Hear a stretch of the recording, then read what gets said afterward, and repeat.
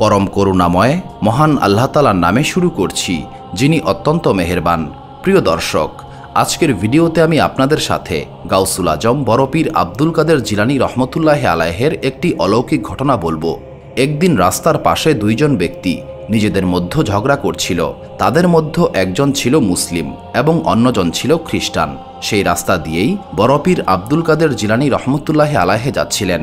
তাদের নিজেদের মধ্যে ঝগড়া করতে দেখে বড়পীর আব্দুল কাদের জিলানী রহমতুল্লাহ আলাইহে প্রশ্ন করলেন, কি ব্যাপার, তোমরা নিজেদের মধ্যে ঝগড়া করছো কেন? বড়পীরের এই প্রশ্নে মুসলিম লোকটি সামনে এসে বলল, হুজুর, এই লোকটি খ্রিস্টান এবং সে আমাকে বলছে তাদের নবী আমাদের নবীর থেকে উত্তম এবং সে আমাদের নবী হজরত মুহাম্মদ সাল্লাল্লাহু আলাইহি সাল্লামকে নিয়ে উপহাস করছে। আমরা হজরত ঈসা আলাইহিসসালামকে মহান আল্লাহ তাআলার নবী হিসেবে জানি এবং সমগ্র দুনিয়া আমাদের নবী হজরত মুহাম্মদ সাল্লাল্লাহু আলাইহি সাল্লামের আদর্শ সম্পর্কে জানে। এইসব শুনে বড়পীর আব্দুল কাদের জিলানী রহমতুল্লাহ আলাইহে সেই খ্রিস্টান লোকটির কাছে গিয়ে তাকে প্রশ্ন করলেন, তোমার কাছে এমন কি প্রমাণ রয়েছে যেটা দিয়ে তুমি আমাদের নবী হজরত মুহাম্মদ সাল্লাল্লাহু আলাইহি সাল্লামের থেকে তোমার নবীকে অধিক মাত্রায় উত্তম বলতে পারো? তখন খ্রিস্টান লোকটি বলল, আমাদের নবী হজরত ঈসা আলাইহিসসালাম মৃত ব্যক্তিকেও জীবিত করতে পারতেন। এই ব্যাপারে আপনাদের পবিত্র কোরআন শরীফেও বলা হয়েছে, কিন্তু আপনাদের নবী হজরত মুহাম্মদ সাল্লাল্লাহু আলাইহি সাল্লাম সম্পর্কে এমন কোনো কথা কোথাও বলা হয়নি। তাই আমাদের নবী আপনার নবীর চেয়ে অধিক ক্ষমতাশালী।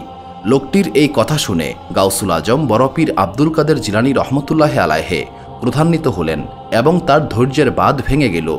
তখন বড়পীর বললেন, আমাদের নবী হজরত মুহাম্মদ সাল্লাল্লাহু আলাইহি সাল্লাম সমগ্র দুনিয়ার জন্য আদর্শ। ইসলামে তার সুউচ্চ মর্যাদা সম্পর্কে তুমি কিভাবে জানবে? তুমি তো আমাদের নবী সাল্লাল্লাহু আলাইহি সাল্লামকে চিনতেই পারোনি।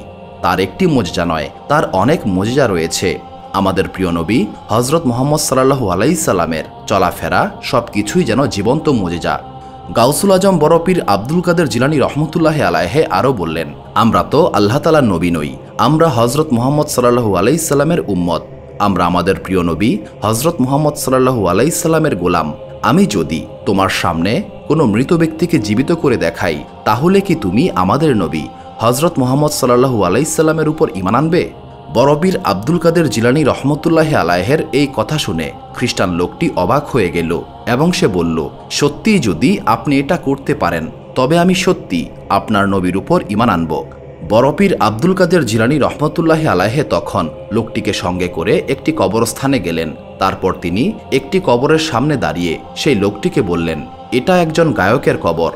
এই লোকটি গান গাইত এবং গান গাওয়ার সময় তার মৃত্যু হয়। যখন সে গান গাচ্ছিল তখন মালাকুল মউত তার জান কবজ করে নিয়েছিল। একে এখন জীবিত করে দেখাবো? লোকটি বলল, যদি পারেন তো জীবিত করে দেখান।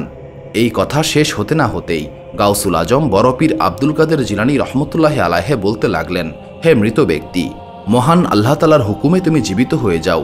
ঠিক তখনই কবরটি ফেটে গেল এবং লোকটি বেরিয়ে আসলো। এই দৃশ্য দেখে খ্রিস্টান লোকটি গাউসুল আজম বড়পীর আব্দুল কাদের জিলানী রহমতুল্লাহ আলাইহের পায়ে পড়ে গেল এবং কান্নাকাটি করে ক্ষমা চাইতে লাগলো। গাউসুল আজম বড়পীর আব্দুল কাদের জিলানী রহমতুল্লাহ আলাইহের এই মুজিজা দেখে লোকটি সঙ্গে সঙ্গেই ইসলাম কবুল করে নিল এবং মহান আল্লাহ তাআলা ও তার প্রিয় নবীর উপর ঈমান আনল। সুবহানাল্লাহ। সুপ্রিয় দর্শক মণ্ডলী, প্রতিদিন নতুন নতুন ভিডিও পেতে আমাদের চ্যানেলটি অবশ্যই সাবস্ক্রাইব করুন এবং পাশে থাকা বেল আইকনটি প্রেস করতে অবশ্যই ভুলবেন না এবং সেই সাথে আপনার যে কোনো মতামত আমাদের জানাতে আমাদের ভিডিওতে অবশ্যই কমেন্ট করুন। আশা করি আপনারা সবাই ভালো থাকবেন এবং সুস্থ থাকবেন। আসসালামু আলাইকুম।